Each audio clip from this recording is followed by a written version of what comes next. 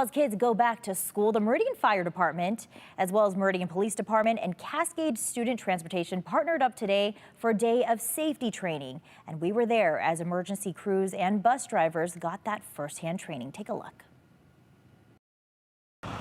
A bus tipped over on its side.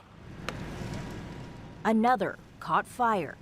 Sites like these were part of a mandatory training for Cascade Student Transportation bus drivers on Tuesday. So what we're going to demonstrate for you today is what it would look like if a bus tips over, which we have, and then what it's going to look like when the fire department shows up and what those initial operations are going to look like.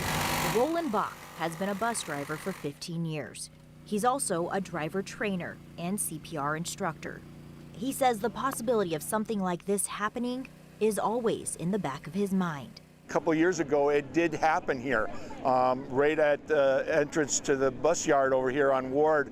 A car got T-boned the bus and it flipped it on its side.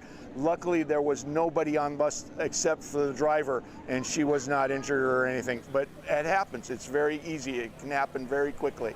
And to show just how quickly crews can respond, the Meridian Fire Department was on hand to demonstrate.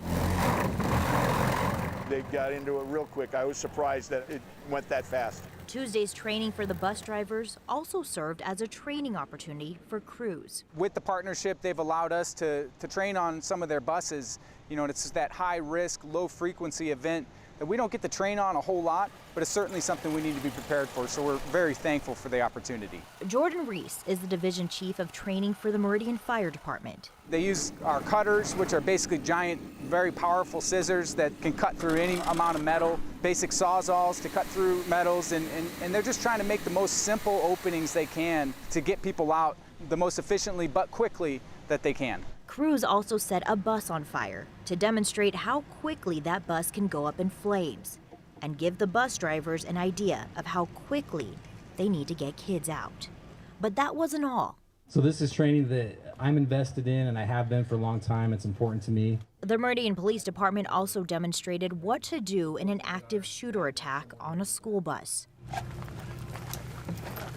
While Meridian Police Sergeant Justin Dance says school buses are primarily safe for kids, everyone should be prepared for worst-case scenarios.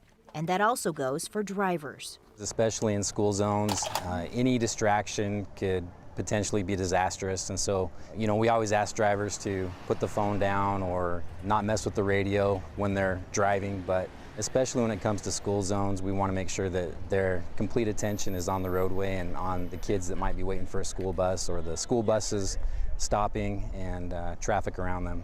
As for Roland, he has a message for the public. Please, please be careful and obey the laws. When you see the lights on and the stop sign out, come to a stop and be careful and watch for the students, because it happens all the time. Kids get hit because people don't pay attention and they're not being aware of what's going on. Safety comes first over everything else.